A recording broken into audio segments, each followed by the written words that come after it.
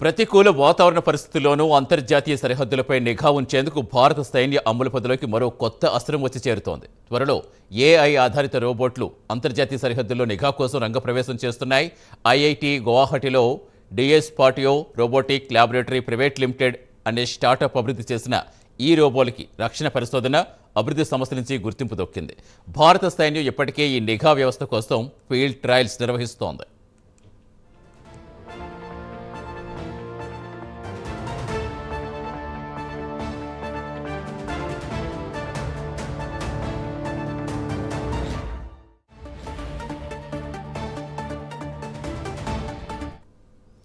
AI ఆధారిత రోబోట్లతో నిరంతరాయంగా నిఘా ఉంచవచ్చని, దుర్గమమైన ప్రాంతాల్లో కూడా రియల్ టైం పర్యవేక్షణ సాధ్యమవుతుందని శాస్త్రవేత్తలు అంటున్నారు. దుండగులు అంతర్జాతీయ సరిహద్దుల్లో డ్రోన్లు పంపటం, చొరబాట్లకు ప్రయత్నించడం వంటివి చేస్తే ఈ రోబోల సెన్సర్లు వెంటనే గుర్తించి అలర్ట్ చేస్తాయని మిలిటరీ అధికారులు అంటున్నారు.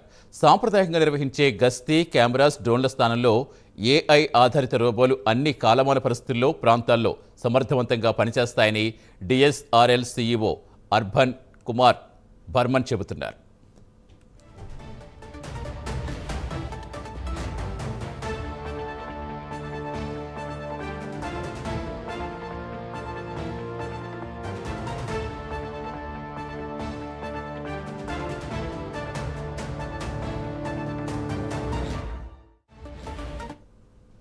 నావిగేషన్, ఏఐ ఆధారిత నిఘాతో కూడిన ఈ వ్యవస్థ సరిహద్దు రక్షణ, కీలక మౌలిక సదుపాయాల నిఘా, వ్యూహాత్మక రక్షణ విషయాల్లో ఓ విప్లవాత్మక మార్పు కానుందని డిఎస్ఆర్ఎల్ సీఈఓ బర్మన్ తెలిపారు.